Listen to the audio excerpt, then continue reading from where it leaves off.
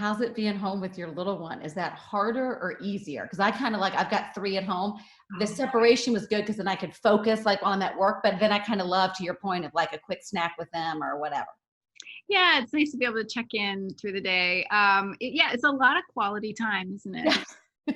A lot. We're really getting to know each other.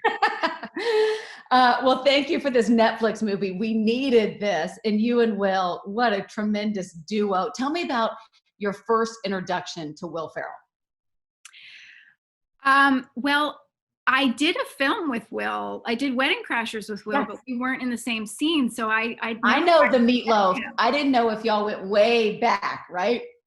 I heard about the meatloaf on set. You guys should have been there. The meatloaf was so funny. He's so, I was like, one day, maybe one day. Was it talked about after? Like everybody knew it was going to be that great? Because my family quotes it daily. So everybody knew then that it would be iconic. Oh yeah, the whole crew was like, "Oh, the meatloaf! You guys missed the meatloaf! Oh, so good, genius!"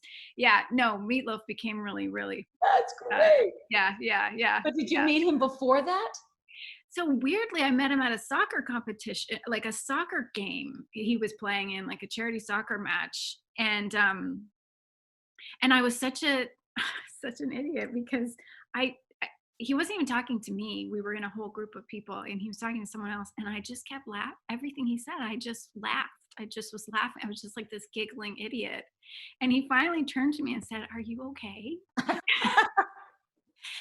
great. Yeah. I just think you're so funny. So I was very uncool. So anyway, it was nice to redeem myself maybe and actually get to work with him for real and be in the same scenes together and, get to. But you had to have laughed just as much. I mean, this movie, Rachel, I was doubled over. I mean, you had me at camel toe, but there's every scene. The first time that's been said. So how did you stop from breaking? I mean, just his hair alone and you and all the get-ups, it's fantastic. And that white lycra jumpsuit he wears. Yes. Watching him run in that with his little bum. Oh my God. So cute. He doesn't even have to do anything. He's funny. He just stands there. I'm sure it is annoying for him.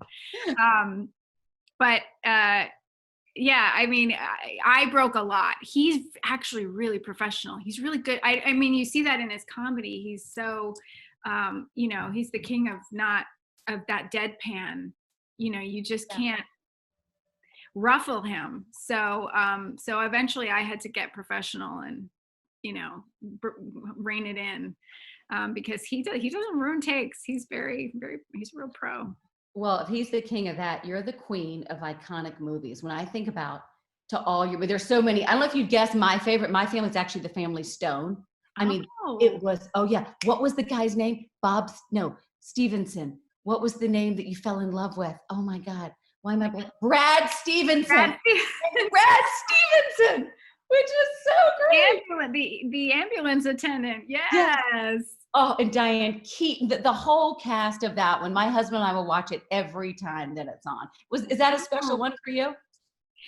That one was really special to shoot. I mean, getting to work with Diane Keaton was just something else. But yeah, I mean, I remember that when we didn't go to our trailers. We all just, because that house, it was actually on a stage in Los Angeles, but they made it so cozy and we felt like it was Christmas in Connecticut, in there. So we just all sat on the couches and talked and read and, people brought their instruments and it really did feel like a family. The Notebook, of course, people are still just fanatic about it. Oh, did you see the thing that Vanessa Bryant came out and said that Kobe Bryant actually bought the dress for The Notebook for her? Yes. He actually told me that. What? Yeah, he came to the premiere of Sherlock Holmes and I got to meet him and he said, I bought your dress. And I didn't know what he meant at first. I was like, "You bought my dress? What?" And then he said, I bought your dress from The Notebook for my wife. And I was like blown away. I didn't realize he was such a movie fan and such a romantic, so I was very touched by that at the time. And then when she mentioned it. You know, yeah. Beautiful story there. And the Notebook, Rachel, when I think about it, like, did you know when you shot it then that it would be what it is? Because I mean, my daughters now love it, right? I mean, it transcends all ages, and it's just one of those movies. What is it about it, if you had to say? Oh gosh, I don't know, because it's still surprising to me that it's had this life of its own beyond just shooting it. I don't know. I guess it's sort of that unabashed love, and it kind of goes for it. And I think there's something about the it being a period love story Yeah. too. And I don't know. I don't know. It's one of those stories. I mean, I certainly got lost. I remember bawling when I was reading the script. I was so emotional. I had to really like pull myself together even before my audition so that I wouldn't just cry through the whole audition. Um, so, I do remember it just, I don't know, really resonating emotionally. So, And sometimes you just need the Notebook, right? Especially during this quarantine time, you just need a good cry. You want yeah. to, you pop it in, and it's right that.